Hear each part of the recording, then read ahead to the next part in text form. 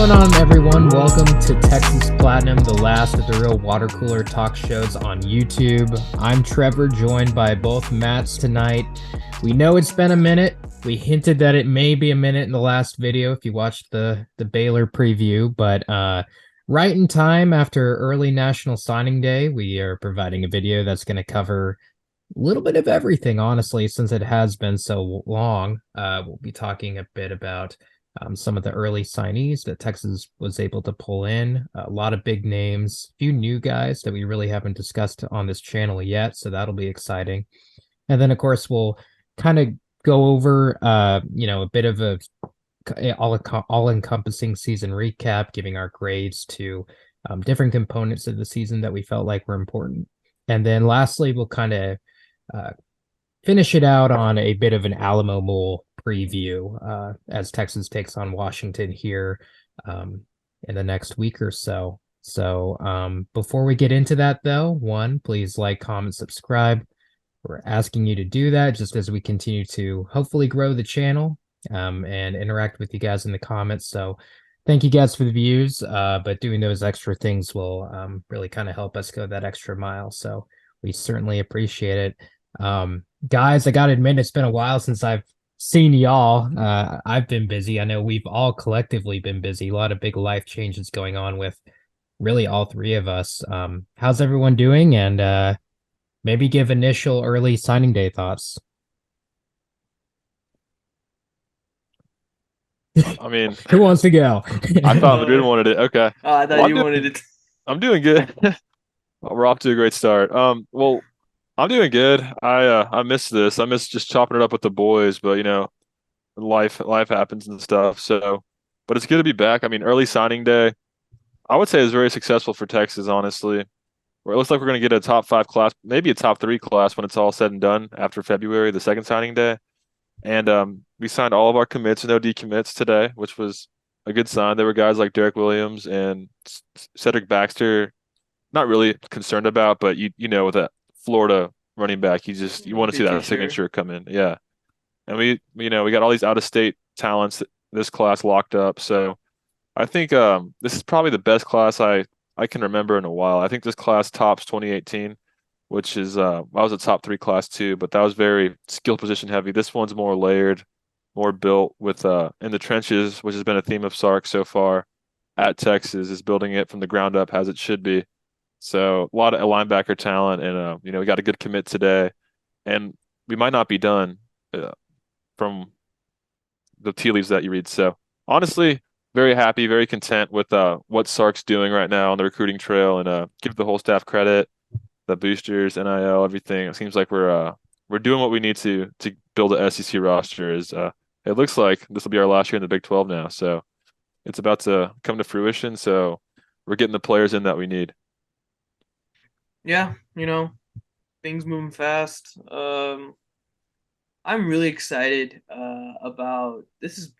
I'm gonna say it because this is definitely true. The best linebacking recruiting class that I've ever seen for our school in my lifetime. Anthony Hill, Darian Gillette, Vasek, Akana today. That used to be a really tough position. Defensively, outside of defensive back, has especially under Herman and Strong, was always a really tough thing for us to recruit at, and one of the main reasons we fell behind in recruiting in those areas, and the product on the field reflected that. But overall, what an exciting day, especially for early signing day too. You're always kind of scared. You hear late night rumblings about Niblet in Houston or Baxter in FSU. But it's really good to know that we have those things on lock. And I just want to ask this question: when's the last time in the same recruiting cycle that we flipped big recruits from both OU and A&M? A&M, we snatched Anthill, and then OU, we snatched Vasek, and you could probably almost say Akana too, because he was a lean towards OU for a while. kind of the constellation for losing Vasek, but now we got both. That's a really, really big deal, and I'm proud of PK and I'm glad of Choate. Is that his last name? Linebacker coach. Okay, I'll just make sure I said that right. But yeah, I'm really proud of what they're building. That's a big deal. We've always been able to hang on the offensive side of the ball, when in any kind of big game, but it's just nice to know that we're gonna have depth and quality depth, first and foremost, for once, and I think that's a really big deal. Yeah, very impressive class. I mean, offensively and defensively. Um, as you were saying, Madrid, defensively, that's been such a struggle for us. Like you said, not really in the secondary. We've always been able to get DBs, I feel like. But linebackers, edge guys, really everywhere but It's really the defensive back. linebackers. Yeah, but especially linebackers has been just really hard. And that's not entirely Texas's fault because good, like solid linebacker prospects in general these days, I feel like are very hard to find. Maybe not hard to find, but there's not a lot of them. No, You know what I yeah. mean? So that we were able to pull this off and Jeff Choate, who um has had such a great coaching pedigree. I mean, not so much as like a notable head coaching job, but he's got a fair amount of experience. And I'm guessing after being able to recruit the class that he did, if he continues to build on the development and Texas continues to improve defensively, I see him getting probably a head coaching job or a high up DC job relatively soon, maybe in the next year, because he's really stepped up his game, I feel like. And maybe it's not stepping up his game, maybe it's just, his hard work finally, showing results. But yeah, shout out to him, and Todd Orlando for really coming through with these defensive guys. And we'll touch on some of the notable names here. So yeah, I guess let's switch into that then. The new guy in the block, Tasuli Akana. I don't quite know if I said his first name 100% accurately, but Akana, we'll go with that for now. Um, Pretty highly rated prospect out of Utah, I believe. Big OU lean that Texas was able to kind of sway away last minute. Myers or Madrid, kind of give your initial thoughts on this new signee that we were able to lure in. Yeah, I really like Tassilia Kana. If you watch his film, he's just a natural edge rusher. He just comes off the ball so well. He fights off blocks so easily. It's just he moves. He's got the right bend. He knows how to like do those spin moves off of offensive tackles. And he plays with an incredible motor. I mean, I think he's Samoan or Hawaiian, and those guys tend to just play at a whole different speed. And he's definitely an example of that. And he's from Utah, I believe, but he's out of Hawaii. And honestly, it's just I think he will play next year a lot. He needs to put on some weight. Obviously, he looks very slim to play in the Big 12 at linebacker. But once he puts on a little bit of weight, I think he'll be able to contribute next year. Because our linebacking, this is a great class that we have coming in, but it needed to be because our depth out behind Jalen Ford is not great for next year. So a lot of these guys are going to play, and I think Akana will definitely play. But yeah, shout out Jeff Choate for getting this one across the finish line at the last second. It seemed like we were conceding him to OU, but then Choate and company and they got it done at the last second. So OU had a tough signing day. We've kind of been punking Brent Venables all year now, and I really like how Sark's just it's kind of pushing him around, taking his lunch money. So it was nice to get that cherry on top of the class, and then hopefully we get more with like Jelani McDonald, maybe DeAndre Moore as the signing period moves on and we head into February. But I was thrilled, man. I'm really excited about Akana. I think he'll be a contributor next year for sure. I think what's so interesting about Akana is he's one of those recruiting stories where like Texas was always kind of there, and always always prodding, always keeping in touch, and I think that's a big deal with these recruits. And you know what? I'm sure his sister winning a volleyball national championship a week ago probably helped a little bit, at least within the family. So I think that kind of helps us. And good timing for that. But yeah, like Matt said, he's really fluid. I have concerns about his size, but that's just, I mean, it's a high schooler. Like that's gonna change. Um, but just having two edge rushers coming in, specifically edge rushers, is like a blessing, and I think that's we got a lot out of a lot out of a little from our pass rush this year, and it really came on late. But to be able to have like get guys with tools for that type of job already, is predisposed to those type of techniques stuff, is a really good thing. Uh, Also just stealing them from OU. When you should have seen it, all their guys had him like 90%, like literally like an hour Hmm. for his commitment was like 90% OU.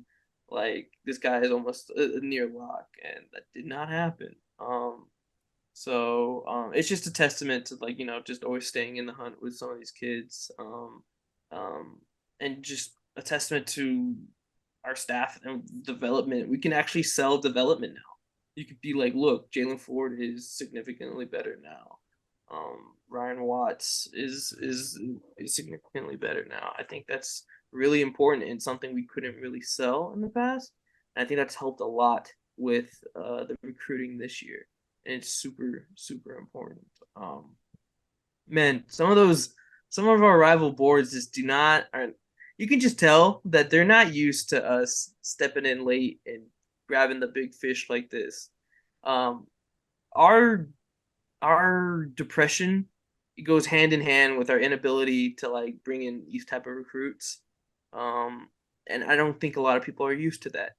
A lot of people like to say we recruited at a high level, but that's just merely off of like name brand Yeah. and in in our and what we how we're recognized. Like we're always gonna get those. Like we're always gonna have a top 10 class, specifically because of the Longhorn logo. But to get these type of classes is something we've been missing for a while. Um, and I think a lot of people we're turning a lot of heads in that regard. And like Matt said, it's not over yet. Like you still have a lot of more guys we're going after. So for me, if we missed out on Akana, I wasn't gonna freak out because I really loved the guys that we had in the class. But that right there is just to me a symbol of like the direction we're heading in, and the direction that our reputation is heading in with some of these kids. And I think that's a huge deal. I hope it continues. Yeah, for sure. Let's transition. We'll stay on defense, but I feel like we have to highlight this guy, Anthony Hill, you know, Yeah. Texas, kind of Texas's key recruit for a while, at least on the defensive side. Obviously, Arch, led on the offensive side of the ball, but defensively, Anthony Hill was really one of the biggest, in-state at least, prospects that we were really targeting. You know, thought we had him for a while, ended up committing to A&M, and then he decommitted once A&M started to kind of unravel there towards the end of the season, and then we had to fight really to get his commitment back, but Sark and the entire staff really came in strong and was able to sway him and his family to stick with Texas, which is massive. But let me just have you guys kind of give your thoughts about not only the monumental signing of a prospect of this caliber, which we honestly like Malik Jefferson, maybe like I don't the even know if that was that big of a was Malik the number one linebacker. yeah, I don't think was he. I don't remember. he was But a 5-star when he came out, and unless I'm missing someone here, but I feel like we haven't really had a defensively as big of a recruit in state at least. yeah, it's stated. Yeah. Is Anthony Hill. So we have you guys just kind of give your thoughts not only on the momentousness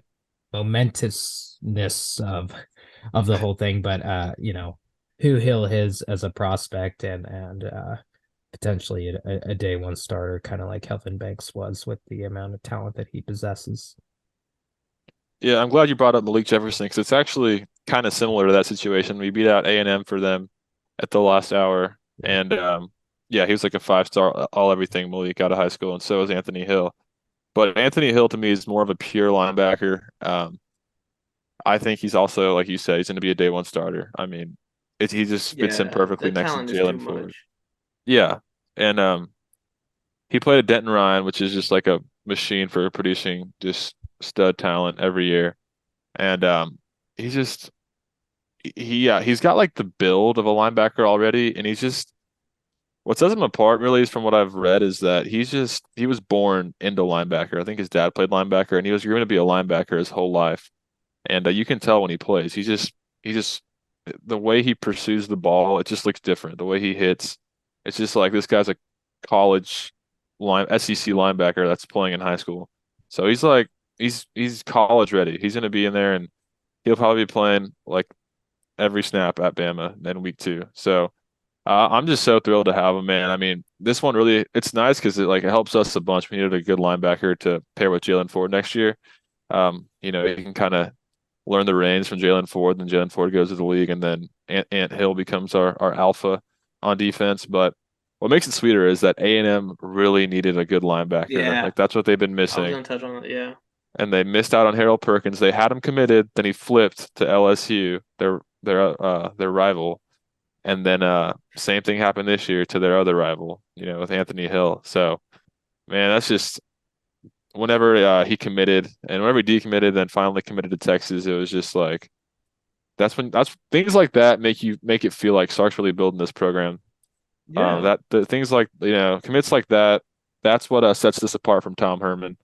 And I know Charlie had guys every once in a while like Malik, but it just feels like when you get Anthony Hill on board and flip him from A&M, and then you flip Vasic, and then you get a con at the last second, it feels like Sark's doing the thing the right way. So I'm just super excited. I can't wait to see him. I think he's an early enrollee. I want to say so. We'll see him Mhm. in the spring.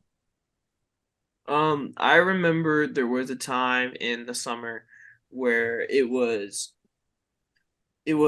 well, would you want Anthony Hill or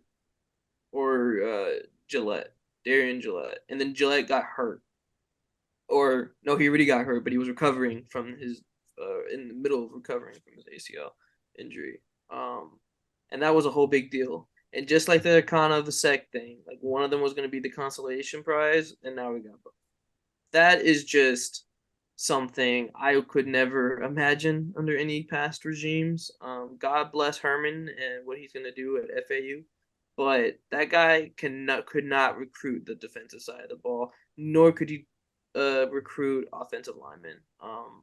And I feel like in this class we've done a good job addressing both uh, those position groups. Anthony Hill is going to be a stud. That guy is one of those like uh, one of those linebackers that you see like where Kirk Herbstreit is like giving his like whole family tree on like on the fucking uh game day and whatever and talking him up like that. He's that type of player. He's exciting. He flies to the ball. I just I what I loved about Malik, I see in Anthony Hill, and I hope Anthony Hill is even better, and I think he might be. But also shout out to like shout out Arch, shout out Jonte, like those guys. I don't think we understand what those guys did for us. They rode for us so hard. I mean, granted they're committed to us, but they acted like they had been like their alumni. And they're out here like tagging Ant Hill, just copying his stories, reposting his stories, tell him to come through. Like don't underestimate that side of recruiting. Like obviously Sark and the staff deserves a majority of the credit for putting in the legwork. But like when you have your peers telling you to come play with them and come to a certain school, that's a big deal, and especially for an 18-year-old like that. So I'm super excited to have someone of his caliber, of his recruiting caliber, like number one linebacker in the nation. I UT has not gotten a lot of those. They go to the other premier schools, and for good reason. We haven't done a good job. Uh, uh, we haven't a good job showing why it's worth coming here, and I think that's changing. I really like what Matt said, in the sense that like Sark's doing it the right way. And you know what? I hate to say this, Sark almost makes it look a little easy, almost like he's an adult in the room. Um, or at the very least, his staff acts like they've been there before, or at least knows what they're doing. And I don't know. I just felt like we were always playing catch up in the past, and we were the ones getting the scraps, and we were the ones losing out on the battles, and be like, oh, I would take this guy instead. And it just never worked out for us that way with the lack of development. So Anthill is the perfect kind of way to like establishing a defensive pipeline here, which we've been desperately needing for a while, and I think it starts with him. I think that's super super cool. Well said. Well said. We'll kind of round this out here. And I guess we'll touch on Arch Manning at the end real briefly. We always talk about Arch, so I feel like we don't need to go too much into depth into him. But we will kind of cap it off with him. But one player I definitely do want us to get into is Cedric Baxter, being that, you know, there was a little bit of talk about, him kind of starting to lean and falter a little bit towards, staying in state, going for FSU, but ultimately sticks with Texas, which is critical, especially after Bijan officially makes the announcement that he will be pursuing the NFL, alongside Roshan Johnson. Um, two incredibly talented backs that have been around our program for a while. And while we are very excited about, a lot of the backs that we already have on campus, Baxter's really going to add really good depth, and potentially compete for a starting position, I think, especially as the season progresses, if he's as good as advertised. Guys, give initial thoughts about, well, not initial thoughts, but give your thoughts about Cedric Baxter and that commitment. Yeah, that one. I remember like way back in the process, they would talk about we got to get Ruben Owens, and then they'd be like, "There's a Cedric Baxter guy who's probably the best player in the country, and Texas has a shot." But like no one really took it seriously.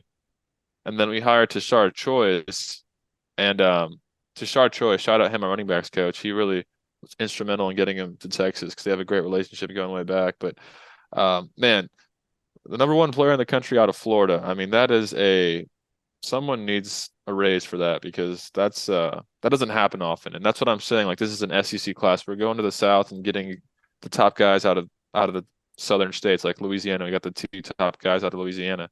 And then Cedric Baxter, number one player in the country out of Florida. So Baxter, man, he's a great player. He's big. He's not a He's small huge. running back. He's big and fast and physical. Very balanced. He reminds me of Najee Harris, honestly, when I watched the film. And he's a guy that I think will be playing next year a lot. Him and Jonathan Brooks, I think will be 1A, 1B, or 1 and 2. I think it'll be where he ascends past Jaden Blue. But man, he just looks like I, this sounds dumb to say, but like the Mm-hmm. name Cedric Baxter just sounds like a top running back in the country. Like he's got the Yeah. name, he's got the look, he's got the ranking, he's got the film. Like every box is checked for him, and it's just and he's got to have a great O line next year. He's going to have the Yeah. experience, Kelvin Banks to run behind. So him and Jonathan Brooks are going to be a nasty duo, and then also Jaden Blue's there. Don't forget about him and Keelan too. So man, it's just looking up for our running game, and then Cedric Baxter. Hopefully, he can become like a Bijan for us in 2 years when he's a sophomore, be that level Yeah. player. Which probably not. I mean, Bijan's generational, but hopefully he can be, somewhere, high tier like that. You know what? His recruitment kind of reminds me of, what year is it?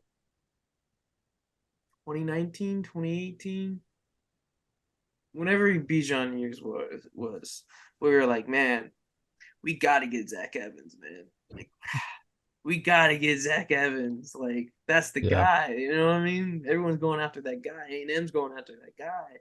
And then like on the peripherals, we were like, well, is this like high school player of the year guy named Bijan from Arizona? Like, I mean, we might have to go after him. And then I remember we made all of a sudden. I remember Matt was like, I remember this vividly, like, oh damn, we missed out on Zach Evans. He was like, no, bro, there's a guy named Bijan, and he's the truth, bro. And I was like, okay. I remember watching the film, being like, bro, that's Saquon. Like, oh my god. Yeah.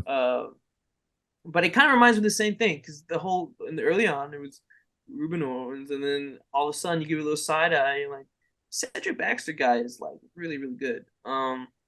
We got some competition in a good way in that room, and I can't wait to see how that plays out. A lot of good talent there, and almost seamless transition, like recruiting wise and position depth wise, from Stan Drayton to Tashard Choice. So that's a really good sign. And I also just think being the running back at the University of Texas, especially with having two dope walkers like from Foreman to Bijan, like in the super modern era right now, is a big deal, just to solidify. Like, yeah, come be the running back at the University of Texas. Like, that's a big deal.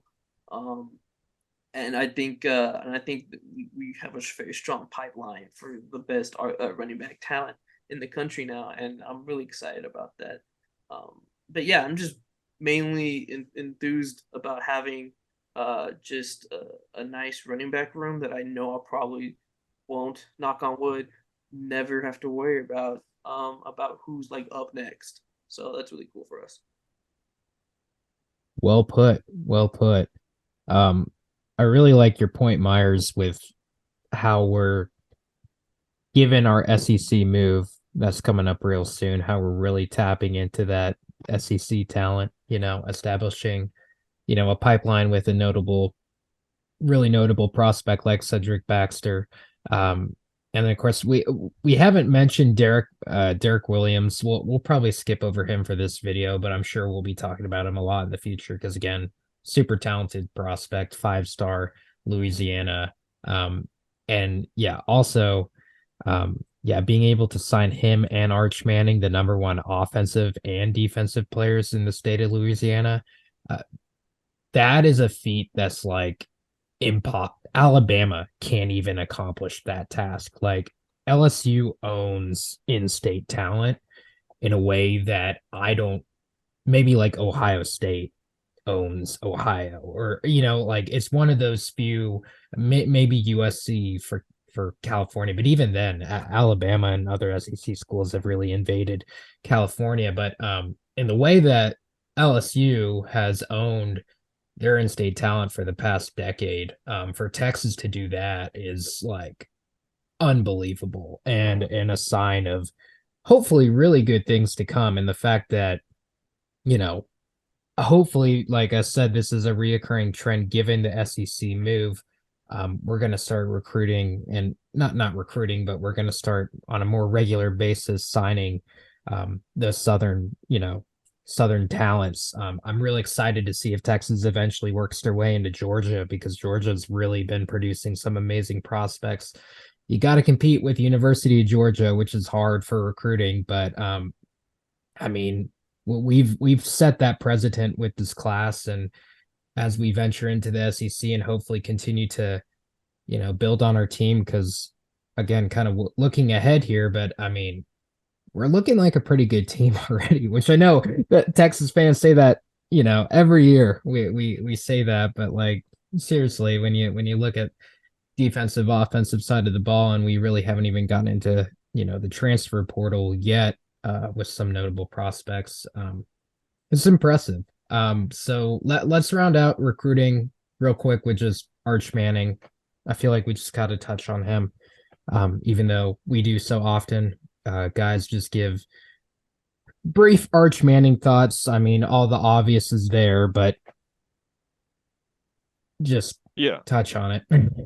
Well, first of all, it's just so fitting that there's that old video of Arch as a baby or as a child saying, "I want to go to Texas," wearing a Texas Longhorn shirt. Like, That's I don't gonna even be played so much when he fucking plays for us. Yeah, it's Sam Ellinger all over again, which is surprising because I don't understand where his tie is from Texas growing up, but he just grew up a fan, I guess, which is awesome. But man, I think Sark was saying today on his interview that Arch signed at 7 a.m. and then was practicing at 7:05, just very low key. And Arch is just, I mean, his stats for the season: 32 touchdowns, 2 interceptions, and those were in the quarterfinal loss of the playoffs. So he went the whole season without throwing an interception, which is at any level against air. Like I mean, 7-7, like 7-on-7. That's like nearly impossible to do. So Arch is going to be special.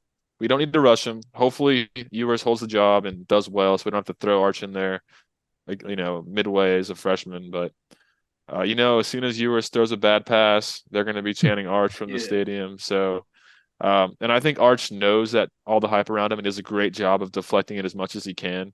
I mean, his social media is actually kind of funny. Like one tweet all time, following 0 people. I found his Instagram, but it's only like a personal Instagram. He's only got like 1,600 followers, and he only follows like 1,600, and he like doesn't let anybody follow him. So he's This very guy low just key. like me for real, bro. Yeah. But he's a leader apparently. Apparently he's a great leader and a great teammate, and obviously he's a great talent. So, I mean, just having a Manning in Texas leading us in the SEC is going to be something that's very special. And everybody outside of Austin and Texas is going to be hoping he fails. So hopefully he proves all the haters wrong, and I think he'll be a key component for bringing us back when he gets here and takes over the job eventually. He's been our number one cheerleader since the day he committed, and his impact is already shown, and we're already benefiting from that. Kids want to play with Arch that play on defense and offense just because of the name. I think he's a born leader, and I think he's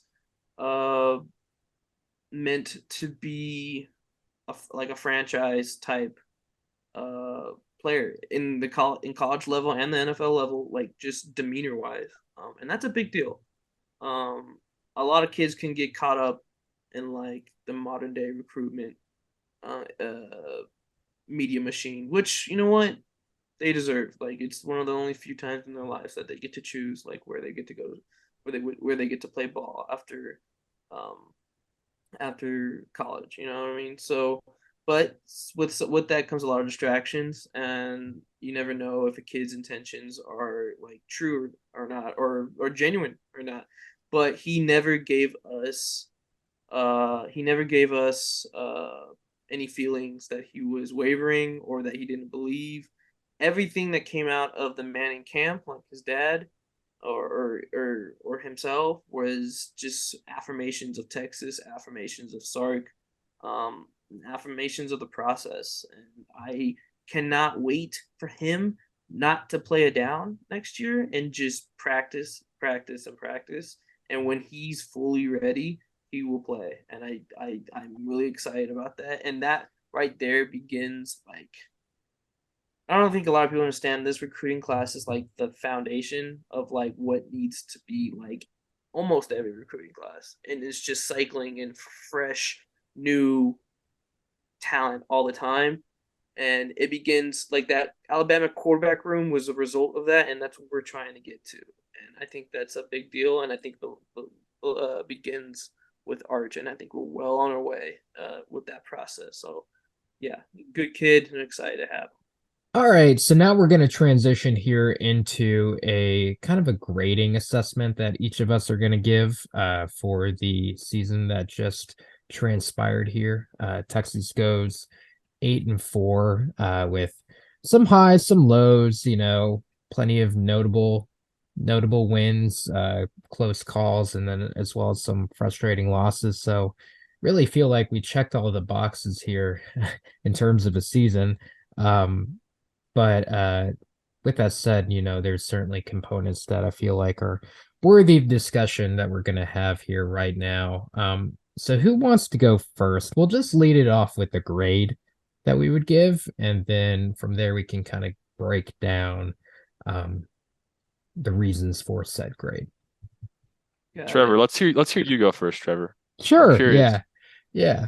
So, it's kind of tough, but I think that I would give us a B minus. It's difficult because when you look at our record, we went 8-4.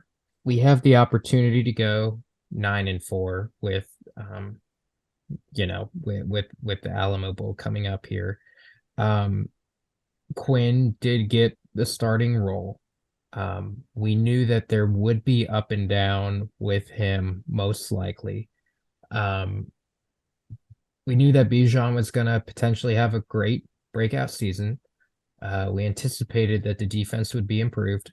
I mean, nothing really surprised us, and Good point. I will say that as a whole, this team improved in every capacity. I mean, I don't think there was anything maybe quarterback in a way Maybe. took a step back, but Don't give even Casey then, Thompson too much credit, bro. sure, yeah, or Love Hudson him, but Card. come on. Um, so I think we progressed. I really do, which is weird because when you're in the middle of the season, there's a lot of frustrating things going on. I think it's just the fact that the Big 12 had so much parity this season to where everyone was just beating each other that every game seemed like a game that Texas should win once the season got going. And I think that is more of what was reflected in,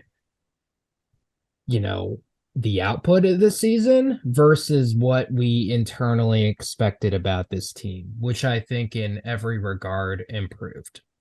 Do I feel like it could have been much better? Absolutely. I think that we did make some mistakes with how things were handled, how play calling was. I mean, again, we talked about it all season long, and all the different recaps that we did, all the specifics as to what we would change about things. But overall, I do think that we did well. I think we could have done better. I think we very easily could have ended up in the Big 12 championship and potentially won it, to be completely honest. So I'm kind of in the middle, either B minus, B plus. I think I said B minus, but I'm curious what you guys are thinking. And I'm assuming it's something very similar because both of y'all, I know that y'all at the beginning of the season predicted 8-4 exactly. Myers was very, very accurate, especially with the losses that we had. Yeah, the same. That was Was really good philosophy. scarily accurate. I had 9-3, which again I think we very easily could have gotten to 9-3 if not better. Yeah. So let me hear it from y'all. Me or Madrid. you, Matt? Me? Yeah. Okay. C plus. I give us a C plus. Wow. And we would have been at a B minus if we. How do I say this? If we learned from our tech blunders faster. That makes sense. I think it took us, and I think it took Sark the majority of the season, not to the last quarter of it, to really get out of his stubborn ways and play calling and game planning, and him to really have a reflective moment.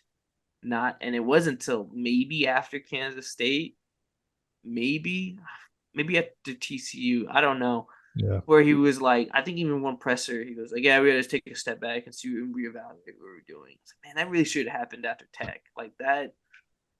And then also, if we would have beaten Tech, then we would be like 9-3. Like, yeah, I'll give us a solid like B plus. I'll give us a whole grade, letter grade up. I like what you said about. Well, actually, I like that you brought it up. I don't think a lot of people would agree with you when you said we expected Quinn to have an up and down season.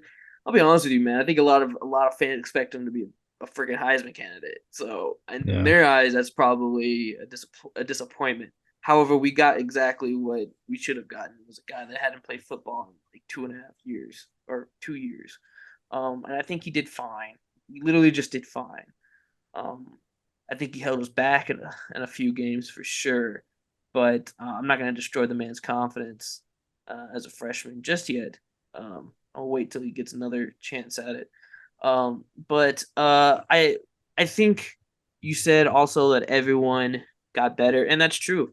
Everyone got better. Hudson Card is legitimately a better quarterback than he was in 2021, and he's gonna get another opportunity somewhere, and he's gonna do a good job. But that happened under 1 year under Sark. And I think that's a big deal, and I think it's not talked about enough. That even the backup got better, and we benefited from that.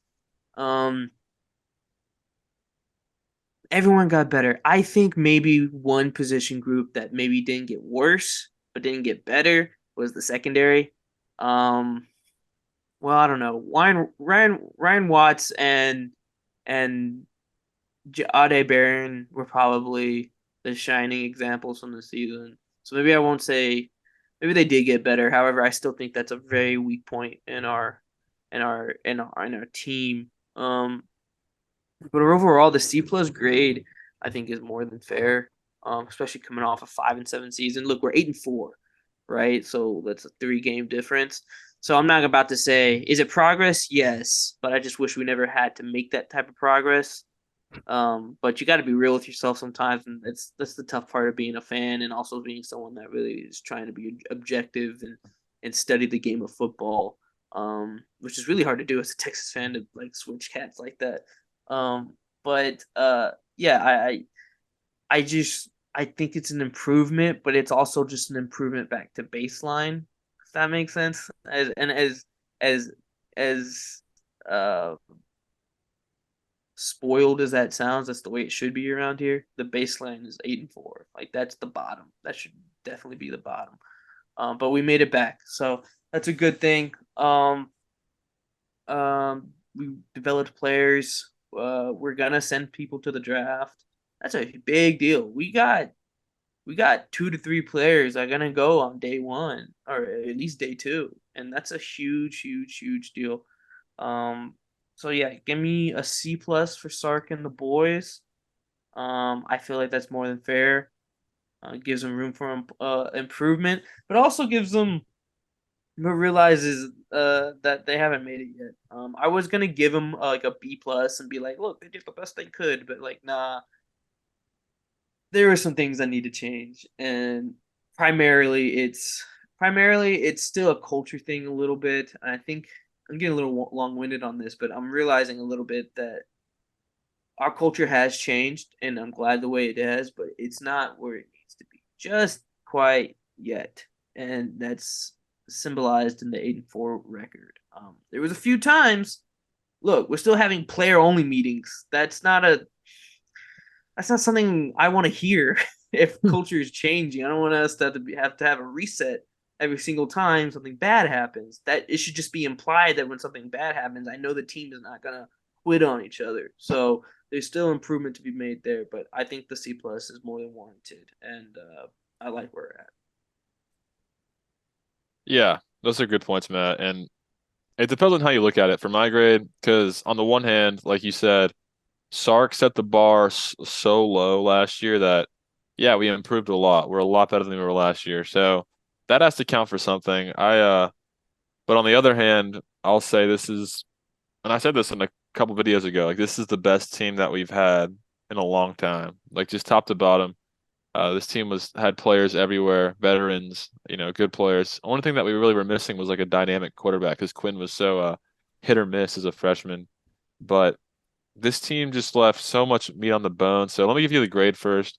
I'm gonna keep it kind of closer to Matt Madrid. I'm gonna go with a C, just a straight C because I'm like I said, this team left so much meat on the bone. I mean, the Texas Tech loss. I know Hudson Card was in, but I mean Hudson Card's a good backup quarterback, and we were Good winning enough for that Tech. game.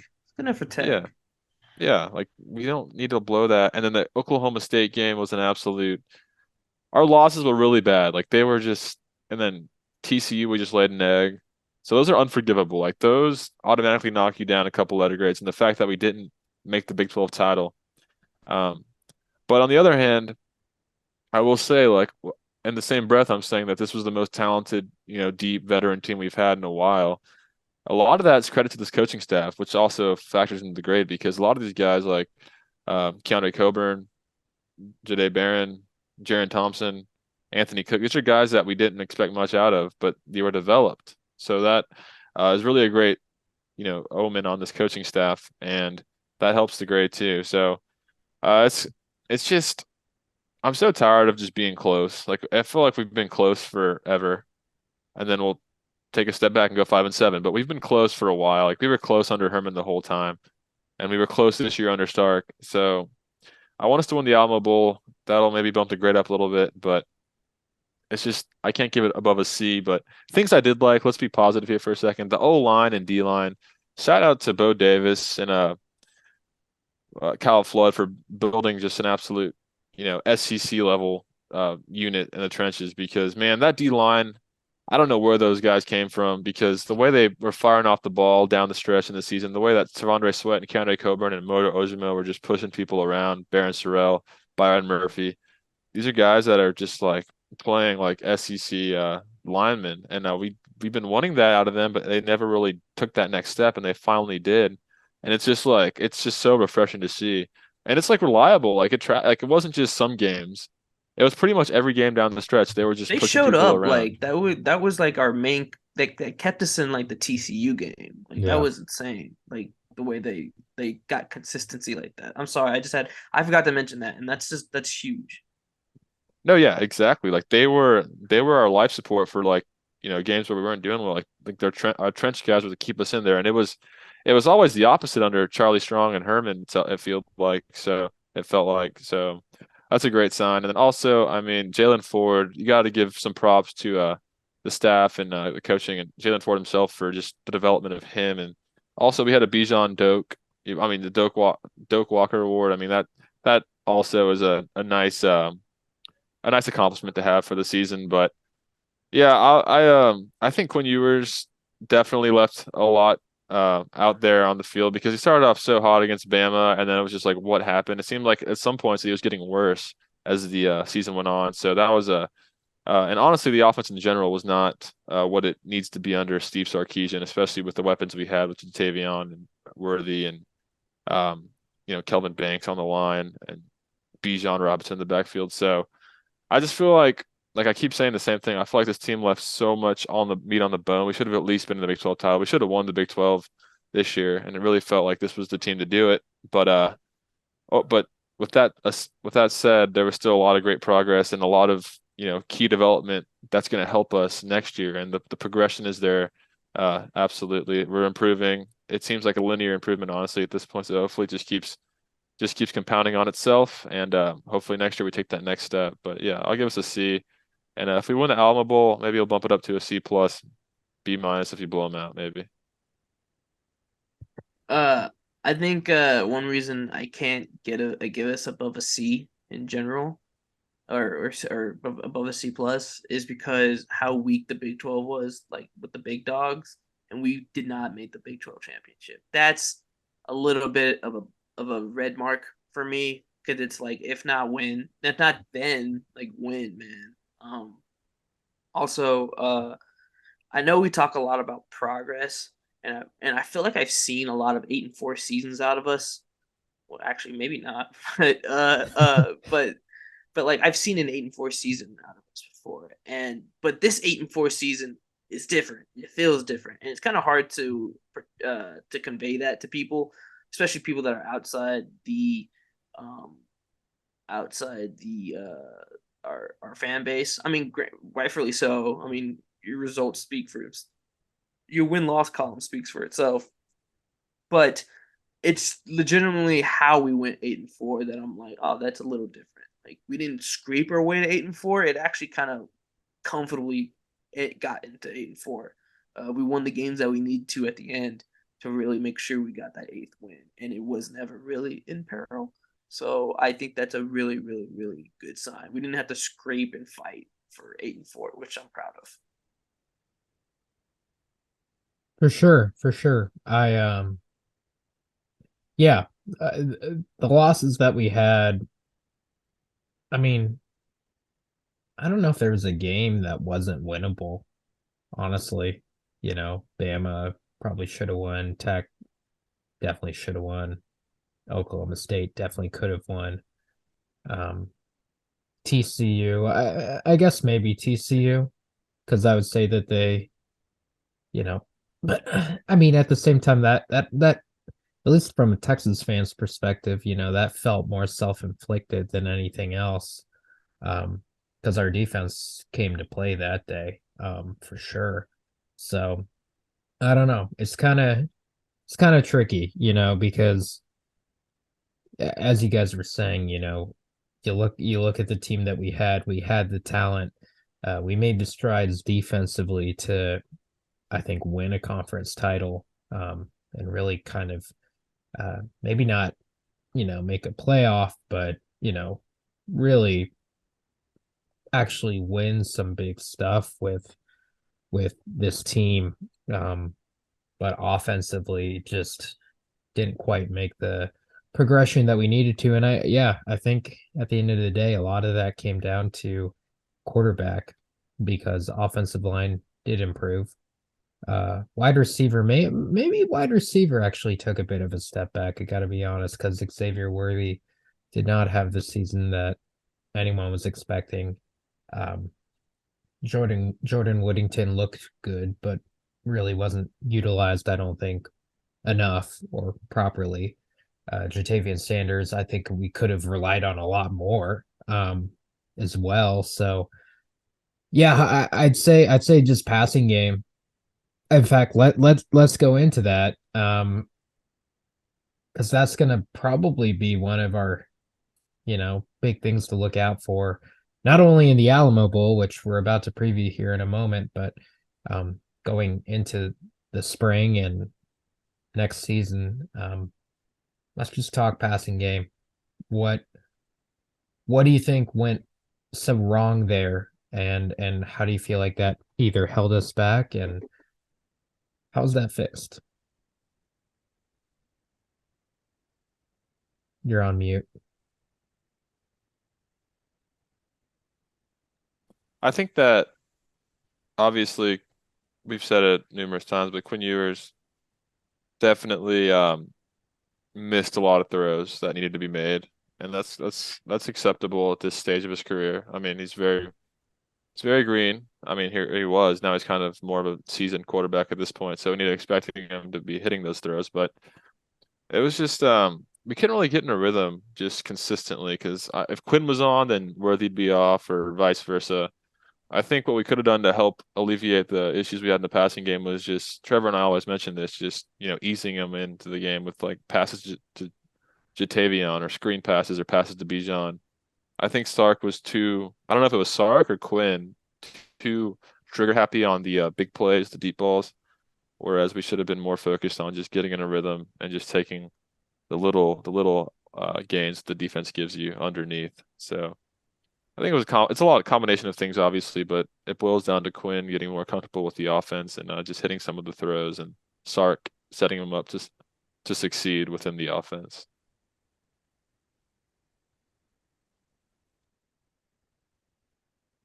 You're on mute too.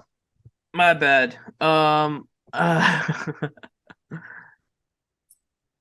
think a lot of what we loved about Quinn Ewers and his recruitment and his arm and everything, was had was apparent, but it also showed its limitations when it was time to just be a pure pocket quarterback. Because I think a lot of the time he didn't take sacks a lot. However, I do feel like his timing in the pocket was not there. Like his mental clock was not there, and that would lead to him just kind of not setting his feet or just throwing out a look. You can hit all the tough angle throws, and I appreciate you have that ability. I just rather you not have to hit all those tough angle throws all the time. You know what I mean? Like those should be saved for when you really need it. And I think he just rely on his arm a little too much, and he acknowledged that he needs to work on his footwork, and people really underrate that. At least the untrained eye will not really pick up on that a lot. They'll just see the arm throws and like how far someone can throw and not really matter. Like deep ball accuracy, setting your feet matters. Like not everyone's Aaron Rodgers. They can't just fling that thing in there. That matters. However, I will say, and I love Xavier like the next guy, but there were legitimate effort conversations to be had towards the end of the career, hope not, end of the season, that at first I thought were a little unwarranted. However, there there were some times where I'm like, man, if you could you dive out for one? Could you try like when's the last time we saw Xavier try to make a contested catch? Very rarely. And there was a lot of Bama. times where he Bama, there you go, once. And then he has ball security issues. He takes it when he takes hits, like you're just hoping that thing doesn't fly out. So I just overall think the chemistry between them two was just never there, even from in camp, because there was a QB battle from what we were told. So I don't think anyone really got comfortable with each other. Um, but it is on Quinn first and foremost to elevate that passing game. Now, what Quinn did well, and I think gave us a baseline in the passing game, is the short and intermediate throws. He throws those very nicely, very, very, very nicely. Anything that's like within 20 to 15 yards, or like 15 yards to 10 yards, he can sling that really, really well, and with the best of them too. Like I really believe that he makes it look effortless. And then with the short pitch games, when he's just pitching it out real quick, very good. And that's where that arm talent comes into handy, because you don't even you don't need a base. You just need your arm to sling it in there. But to make us more dynamic and to make us more threatening, that we need to be able to take it off the top. And he hasn't shown he's been able to do that. And I will defend Quinn when he's young. And I will defend Quinn when he's making everything else easier on us. But there comes a point where I need you to be the guy. And that's what really is going to make or break the passing game next year. And that's really going to make or break his season, whether or not we see Malik. So I don't think our receivers helped as much as we think. Like, it kind of got thin there towards the end. We heard a bunch about Savion. We heard a bunch about what's the other Kane, but those guys never really came to fruition like we wanted to. Maybe next year we'll see a little bit more of them. So that's really the what we need to be looking out for in the passing game. Myers, any, I guess, kind of concluding thoughts offensively or maybe defensively if we haven't? No, I guess I'll add, yeah, the offense, the issues with the passing game were not because of the O-line. The O-line did their job, Absolutely not. which Great is what passing, makes but it which is what makes it more infuriating. And we had a good receiving core. It's just we couldn't get the chemistry down. We couldn't get the rhythm. And then it was just like always out of sync, it seemed like. So offensively, it's just hopefully next year it's way more clean and polished, and I'm sure it will be. I mean, Quinn's gonna get all the reps now. He's gonna be with Worthy all off season, and Whittington if Whittington comes back. So I think Quinn will definitely make that leap for us next year. And defensively, man, nothing but good things to say. I mean, every level of the defense. Madrid's had the secondary needs some work, and I agree with that for the most part. But just in college football in general, it's hard to have a lockdown secondary true, true. these days. But they still can get a lot better on playing the deep ball and stuff like that. But man, that old defense was like some of the best football I've seen out of our defense in years. So just very impressed. I would give the defense honestly an A+ on the season, just considering how bad they were the year before, and just the big jump. And they won us. They kept us in a lot of games. They won us some games. So that defense, man, A+. Nothing but good things to say. And it's exciting because we have a nice core coming back next year of hopefully Ford. I think Ford's coming back. Ford, Watts, Barron, Jaron Thompson, Tavondre Sweat, Murphy, Sorrell. So we got a nice core of returning, veterans that were contributors this year. So I think next year it could be even better when you throw in an Anthony Hill and some of these young guys coming up like Finkley and Gilbo. It should be even better. Hopefully we keep Gary Patterson around. Yeah, for sure. True. For sure. Agreed. Any other kind of final thoughts on the season before we cap it off with Alamo Bowl? I'm sure we'll add more after the Alamo Bowl, but yeah, C grade and good signs of progress, but a lot of meat left on the bone. But the progression is there, and Sark's building a program that I can't complain about. So C for me. So that's a passing grade. Yeah, passing grade for me too. C+. All right. Alamo Bowl, Texas. takes on. I was about to say This is our Utah bowl, bro. because that. So we played last Alamo Bowl, but this time around it's Washington. So we got a bit of a Sark a Sarkeesian special, given his Washington start to his Sark head revenge coaching game? career. PK Kinda. revenge game? Yeah. PK, yeah, PK too. I didn't even think about PK, but yeah, a lot of Washington ties with our coaching staff. So definitely should kind of be a little compelling, at least from that standpoint. But Texas comes in favorites.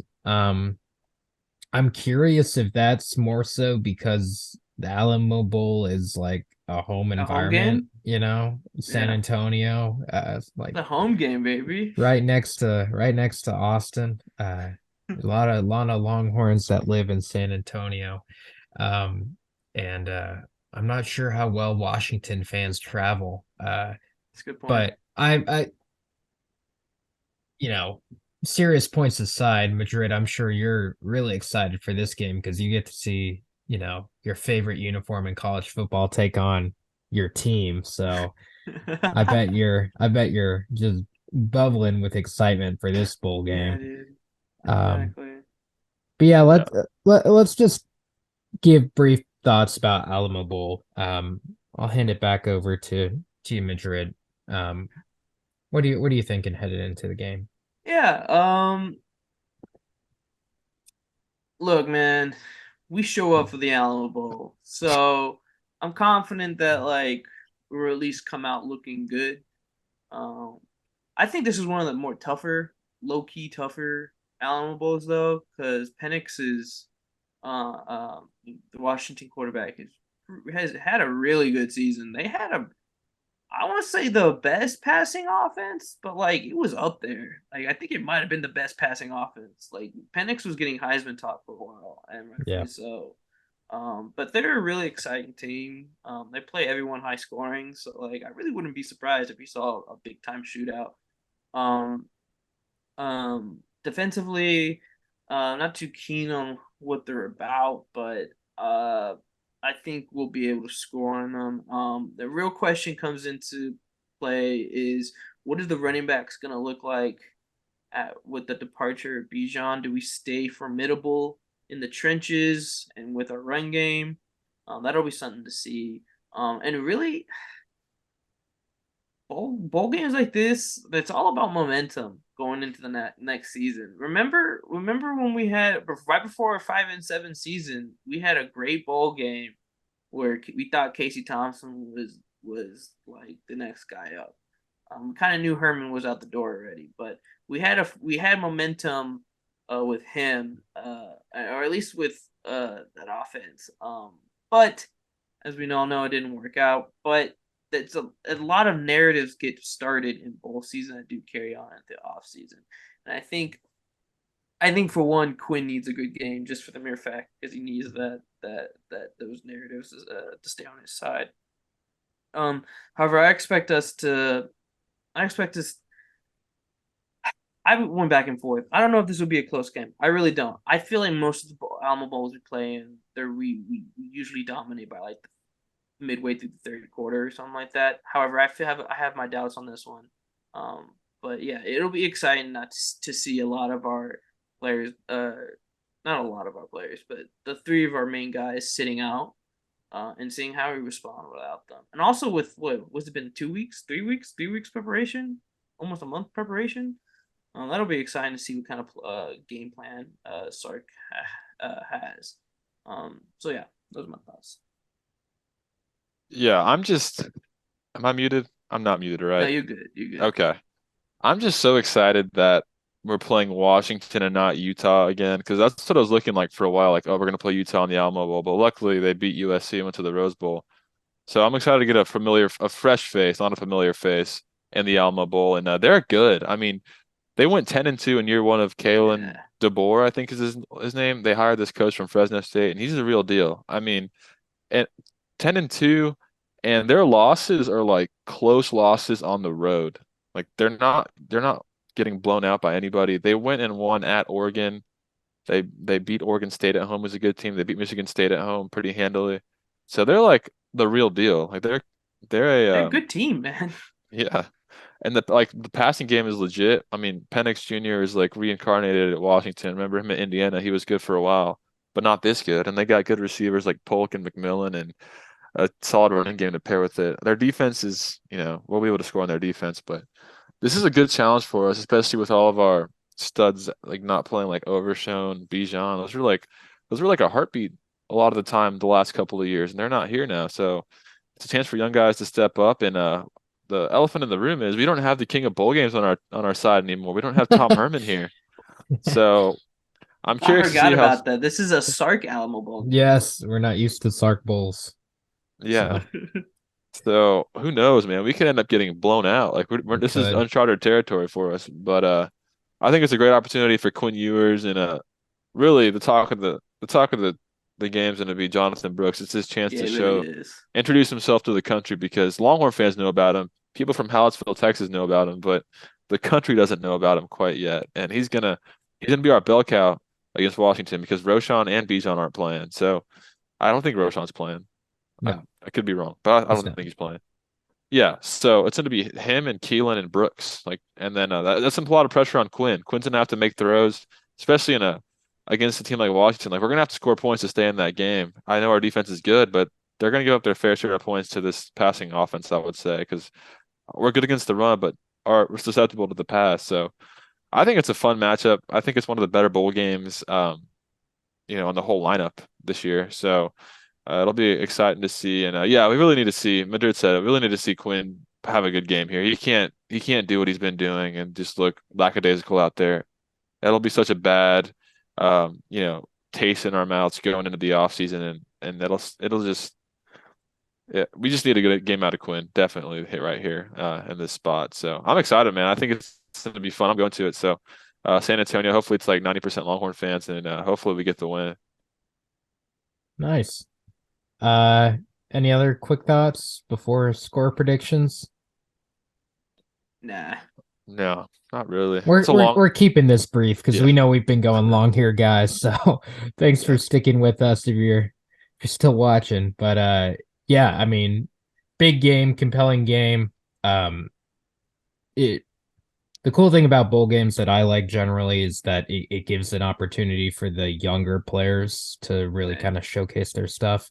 Um, and at least historically, at least in the last few Texas bowl games rather, that's been the case. So hoping that that's a continuation of the same. New coaching staff. We're not used to Herman's.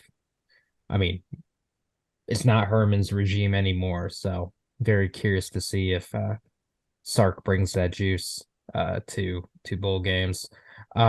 Score predictions. Who wants to lead it off?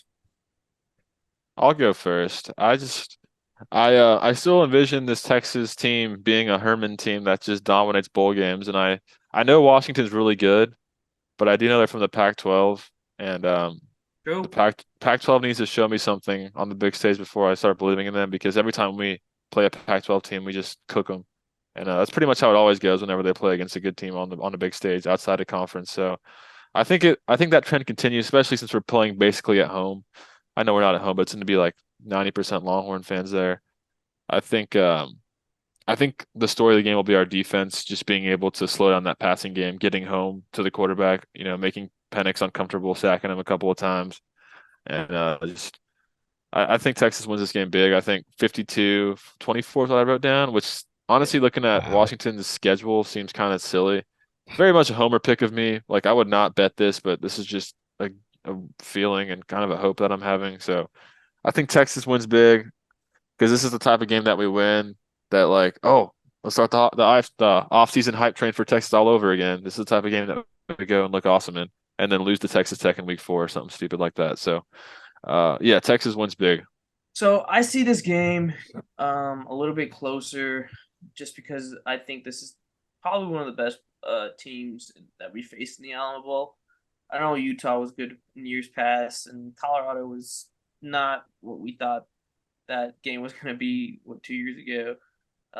So I really think this is one of these where it's going to be a good game. I think their offense is good enough to give us fits. Um, we've struggled against good quarterbacks. We struggled against quarterbacks that weren't even that good either. But I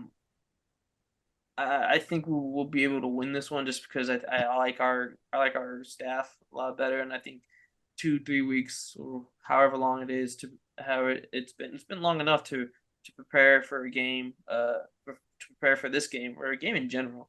I think we'll come out swinging. I don't think we'll come out flat. So I think they'll keep pace with us, and I think we'll be able to score at them at will, though. And I do think it'll be the Jonathan Brooks show, but I think Quinn does give us something to be happy about going into the offseason. With that being said, we are 4-point favorites. However, I think it's going to be a closer game than that. We're going to win 45-42. Be a good one. Cool. I'll round it out here. I'm kind of in between both of you guys. I have us winning 40-31. I think that more speaks to our defense's capabilities more so than our offense. I just really like how we finished off the season defensively. I mean, even at the start of the season, there's been a lot of good signs, but I feel like last few games in particular, it was almost our defense winning us games more so than our offense, which is something that I really don't think we've been able to say as Texas fans in forever. So I'm feeling real good about that unit in particular. We don't have a ton of guys that are sitting out on that side of the ball, and while Washington does, certainly bring its challenges to our team, I'm just feeling really good about that unit, as well as considering the fact that it'll be in a loud, very Texas dominated stadium, and